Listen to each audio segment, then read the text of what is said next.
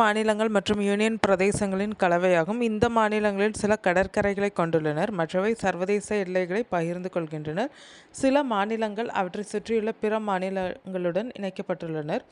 இவ்வாறு இந்தியாவில் 9 மாநிலங்களுடன் எல்லைகளை பகிர்ந்து கொள்ளும் ஒரு மாநிலம் உள்ளது. அது எந்த மாநிலம் என்பதை இந்த வீடியோவில் பார்க்கலாம். இந்தியாவில் சுமார் 9 மாநிலங்களுடன் எல்லைகளை பகிர்ந்து கொள்ளும் ஒரே மாநிலம் உத்தரப்பிரதேசம். தொழில்நுட்ப ரீதியாக இது 8 மாநிலங்கள் மற்றும் ஒரு யூனியன் பிரதேசத்தை எல்லையாக கொண்டுள்ளது. இது அதன் அண்டை மாநிலங்களுடன் நீண்ட மற்றும் பன்முகத்தன்மை கொண்ட நில எல்லையை பகிர்ந்து கொள்கிறது. இது சாலை, ரயில், நீர் மற்றும் விமான போக்குவரத்திற்கான ஒரு முக்கிய போக்குவரத்து மையமாகும்.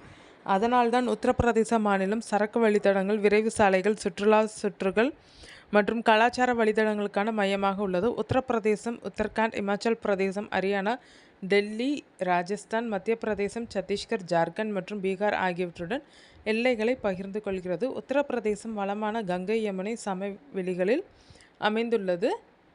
இது உலகின் வளமான விவசாய பகுதிகளில் ஒன்றாகும். நாட்டில் கோதுமை, அரிசி மற்றும் கரும்பு போன்ற பயிர்களை உற்பத்தி செய்யும் முக்கிய மாநிலமாக உத்தரப்பிரதேசம் உள்ளது.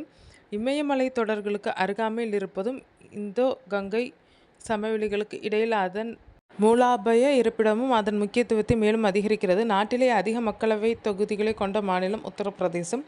உத்தரப்பிரதேசத்தில் சுமார் 80 மக்களவை தொகுதிகள் உள்ளனர். எனவே இந்த மாநிலம் தேசிய அரசியலில் முக்கிய பங்கு வகிக்கிறது. இந்தியாவின் பல பிரதமர்கள் இந்த மாநிலத்திலிருந்து தேர்ந்தெடுக்கப்பட்டு நாட்டை வழிநடத்தியுள்ளனர். தேசிய அரசியல் கட்சிகள் இந்த மாநிலத்திற்கு சிறப்பு கவனம் செலுத்துவதற்கான முக்கிய காரணமும் இதுதான்.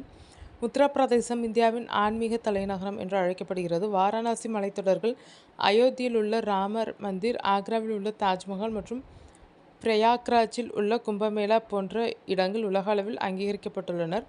உத்தரப்பிரதேசம் இந்து, பௌத்த மற்றும் சமண மரபுகளுடன் வலுவான தொடர்புகளை கொண்டுள்ளது. உலகின் பழமையான நகரங்களில் ஒன்றான வாரணாசியும் மாநிலத்தில் அமைந்துள்ளது.